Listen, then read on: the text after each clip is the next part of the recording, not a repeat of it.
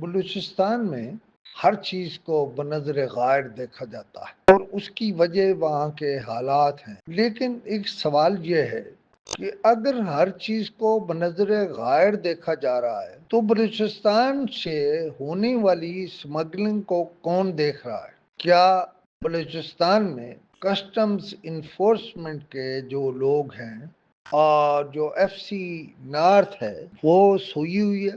انہوں نے ایک کارروائی ڈالی اور اس میں تقریباً 22 کروڑ 63 لاکھ کا سمگل شدہ سامان ضبط کیا۔ سمگل شدہ سامان میں 53,000 کلو گرام سے زائد چھالیاں، چینی نمک کے 180 تھیلے، پلاسٹک دانے دار جنریٹر کے پرزے اور 1600 کلو گرام کپڑا شامل تھا۔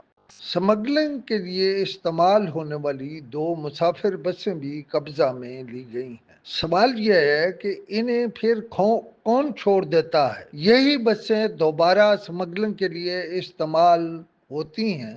ان میں بہت سے حصے بلٹ ان ہوتے ہیں جن میں ہر پھیرے میں سامان چھپا کے لایا جاتا ہے۔ ایف بی آر نے ٹیکس قوانین کی سنگین خلاف ورزی پر پنجاب میں بھی ایک بڑی کارروائی کی ہے، لیکن سوال تو یہ ہے، یہ جن چیزوں کی میں سمگلنگ کی بات کر رہا ہوں، کیا یہ پہلی اور آخری کارروائی ہے؟ کیا یہ سامان پہلی بار یا آخری بار سمگل ہوا ہے؟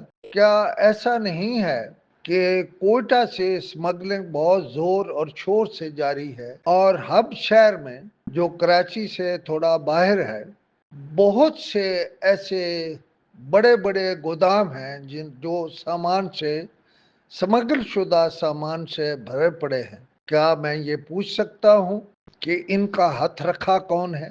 وہ کون سے پولیس افسر ہیں جو ان کے سرپرست ہیں؟ وہ کون سے پولیس افسر ہیں جن کی سرپرستی میں یہ سارا کام ہو رہا ہے؟ وہ کون سے ٹرانسپورٹر ہیں جو سمگلنگ کا یہ سامان لاتے ہیں؟